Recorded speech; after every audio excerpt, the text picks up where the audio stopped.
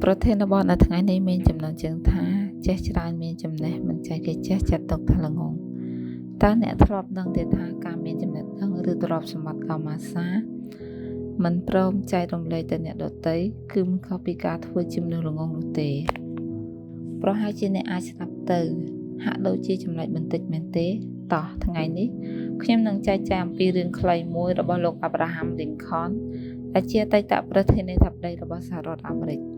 ថ្ងៃមួយមានអ្នកជិតខាងម្នាក់បានឮសំឡេងឈ្លូសប្រកែកគ្នាខ្លាំងៗចេញពីផ្ទះរបស់លោក Lincoln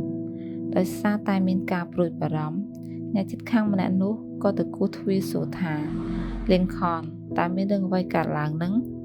Lincoln បានឆ្លើយទាំងសោចថាគ្មានរឿងអ្វីធំដុំទេវាគ្រាន់តែជារឿងធម្មតារបស់មនុស្សលោកប៉ុណ្ណោះល្ងាចមិញខ្ញុំបានឲ្យនូល្ពៅទៅកូនប្រុសទាំងពីររបស់ខ្ញុំប៉ុន្តែពួកគេម្នាក់សុទ្ធតែចង់បាន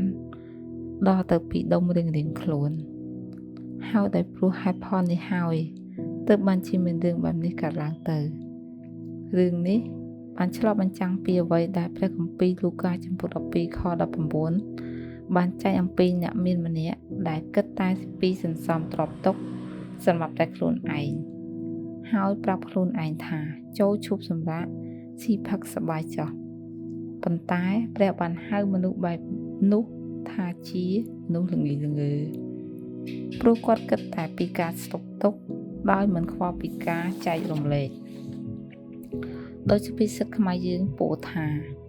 ចេះច្រើនមានចំណេះមិនចែកគេចេះចាត់ទុកថាល្ងងសូមបងប្អូនសាកស្រមៃមើលកំបិតបើយើងទិញមកហើយទុកក្នុងស្រោមមិនដែលប្រើវានឹងឡើងជ្រេះស៊ីរហូតដល់ខូចប៉ុន្តែបើយើងដកមកប្រើនិងសម្លៀងរាល់ថ្ងៃវានឹងកាន់តែមុតនិងមានប្រយោជន៍ចំពោះគ្រូបង្រៀនវិញទោះបីជាគាត់ជាគ្រូបង្រៀនក៏ដោយមិនដែលចែករំលែកមេរៀនទេចំណេះដឹងនោះនឹងសាបសូន្យទៅតាមពេលវេលាហើយចំពោះសិស្សានុសិស្សវិញបើមិនហ៊ានឡើងធ្វើលំហាត់ឬពន្យល់ដល់មិត្តភ័ក្តិទេចំណេះដឹងនោះក៏មិនរីកចម្រើនដែរដូច្នេះចូលបងប្អូនចងចាំថាការចែករំលែកមិនមែនធ្វើឲ្យយើងបាត់បង់អ្វីដែរជាងមាននោះទេ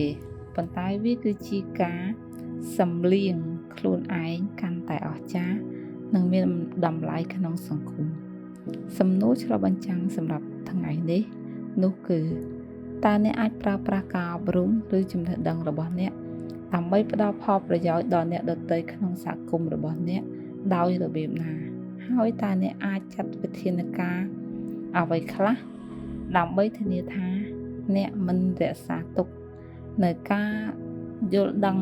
ដ៏មានតម្លៃ